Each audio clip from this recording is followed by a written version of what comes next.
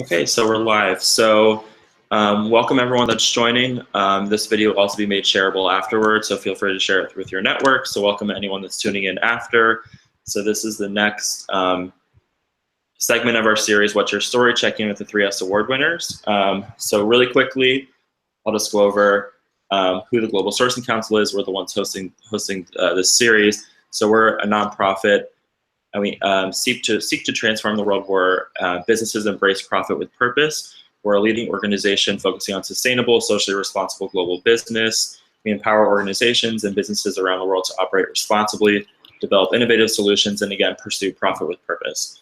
So every year we host an awards that's called the 3S Awards. So the 3S Awards are a global empowerment platform for small to mid-sized enterprises pursuing profit with purpose. We recognize individuals, organizations that have demonstrated exceptional social, economic leadership in innovating, improving, and implementing sustainable, socially responsible sourcing practices.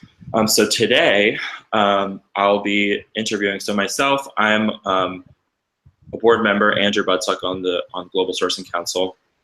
So that's what brought me here today, and we really want to tell you the stories of some of the finalists. So joining me today is Ayush Nigam he's the co-founder and CEO of Distinct Horizon.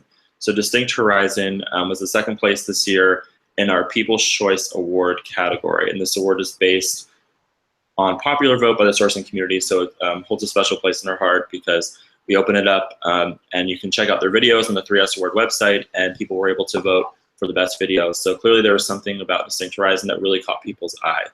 So without further ado, Ayush, thanks for joining us today.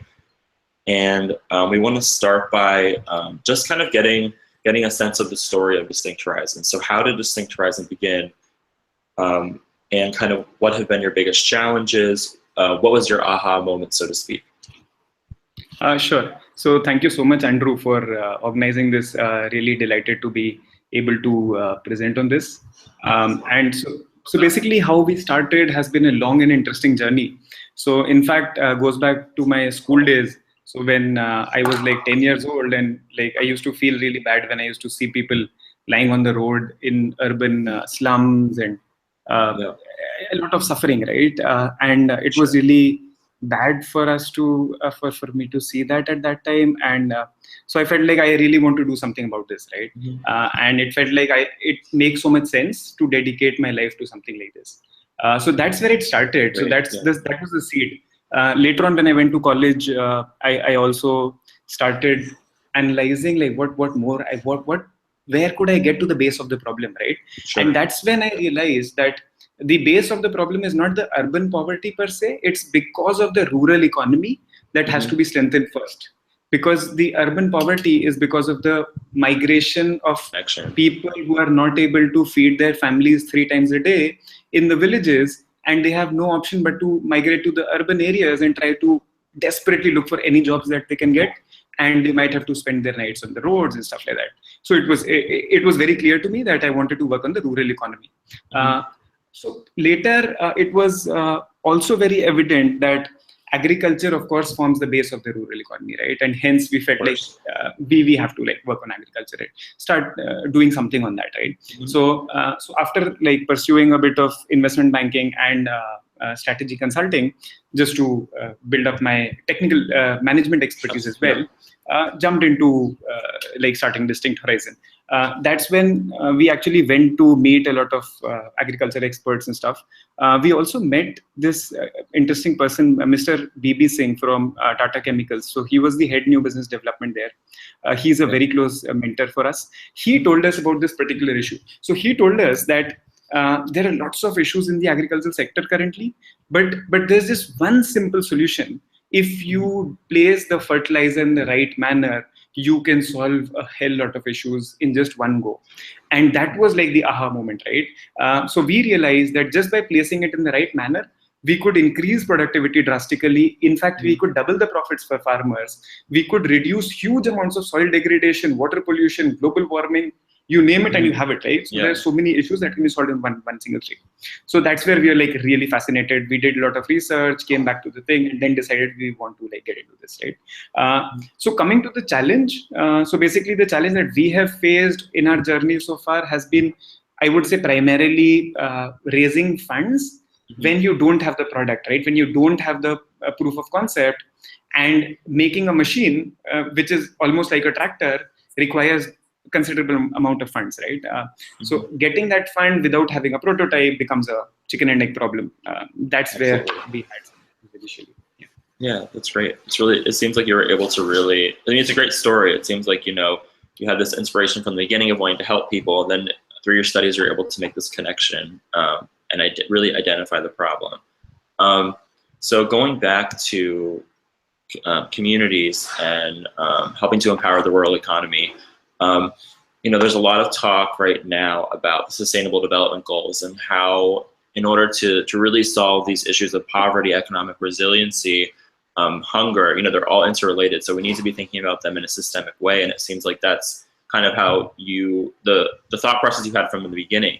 So if you could touch on how you're empowering communities while also helping the environment at the same time. Right. Good question, actually. So basically, what happens is, as a result of doing the precise application that we do, fertilizer application, so we do this on a rental model. So farmers don't necessarily need to buy our machine. So we are talking about very, very small farmers in places like India, right? And in other developing countries. So farmers could be as small as having just a half an acre of land, even lesser, right?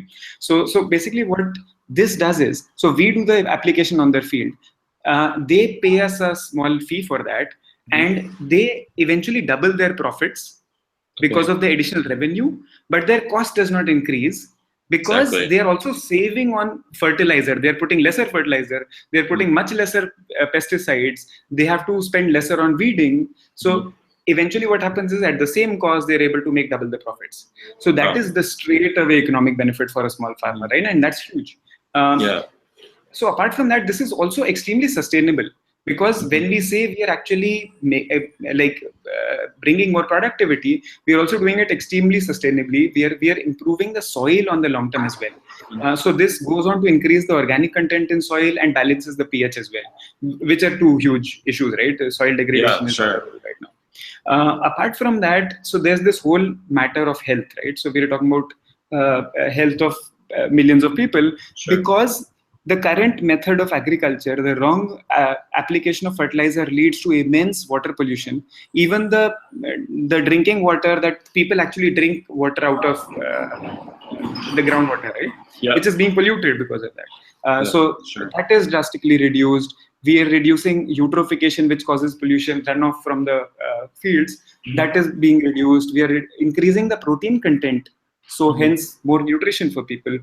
And lesser pesticides also means that farmers are more protected by these chemicals, right? Because in India, farmers don't exactly know how to apply the pesticide by protecting themselves, right? They don't really protect themselves. And hence that is a big issue. And this reduces the pesticide input as well. And on the bigger level, when we talk about the environment, this is, as I said, like helping save the water and reduce huge amounts of global warming. Because we are actually reducing enormous nitrous oxide emissions from the fields. And that's honestly a greenhouse gas that's not talked about that much. So and it's 300 times more potent than carbon dioxide, right? So it needs attention.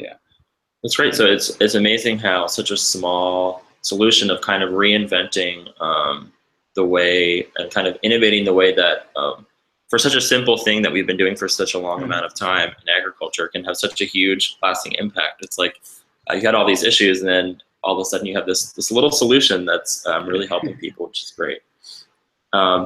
So moving on, so we don't have too much time left, but if you could share one piece of advice for upcoming social enterprises, that would be great. Sure. So as we have learned, so the simple thing is, you need to identify a huge issue, especially when you're a social entrepreneur. There are huge issues out there. Pick up huge issue rather than just something small is what I would like to say. Secondly, so huge issue means a huge market as well, right? As an entrepreneur. On the other end, it should also be extremely profitable both for the end user as well as for the company. It needs to make financial sense for everyone. And once you can identify that problem, go out there, prove it at least on a small scale. And once you do that, then the investors will easily follow. And then it will be an easy journey for you. Sure. And that's what I would like to say. It's a great piece of advice. So then we want to ask you, what does pursuing profit with purpose mean to you? And I think that this probably really resonates with your story, especially, you know, how you develop this passion for what you do. Yeah, exactly. So we are extremely passionate about the purpose, right? And we are extremely happy that we are at a place where we are able to solve such huge issues on such scale. We believe that we can scale because it's also extremely profitable, right? That's where the profit and purpose come together, right? So in fact, so every farmer that we service, we also make a considerable profit, wherein each machine can actually make something like 2 to 3 to 4 times the money that we need to put in to manufacture a machine.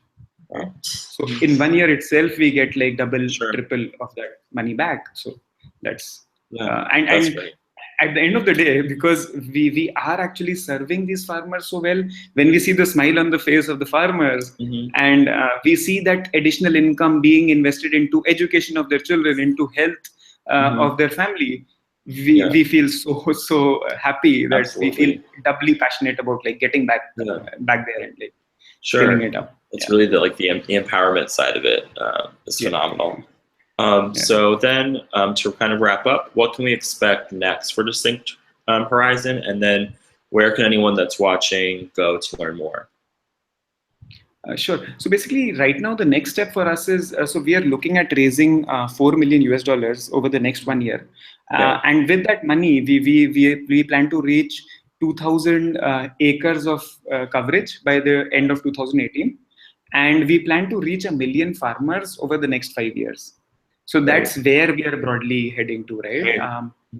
And to learn more about us, like I would say you could visit our website, which is www.distincthorizon.net. Great. And well, that's also in the description, so anyone can just go to the description and click the link, and they'll be linked to your website. So thank you so much, Ayush, again, for joining us and telling us your story about Distinct Horizon. It's a phenomenal enterprise, so definitely one to watch. And excited to see what's next. So to kind of close, if anyone's interested in helping organizations like Distinct Horizon do good in the world and pursue profit with purpose, please donate to our Entrepreneurs Development Fund. There will be a link associated with the YouTube video. You can also go to our website at www.gsc3sawards.com/donate.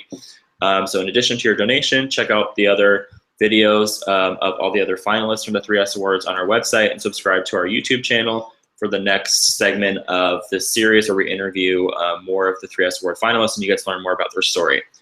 So thank you so much again, Ayush, for joining us. And that's all. So take care. Thank you so much, Andrew. It's my pleasure.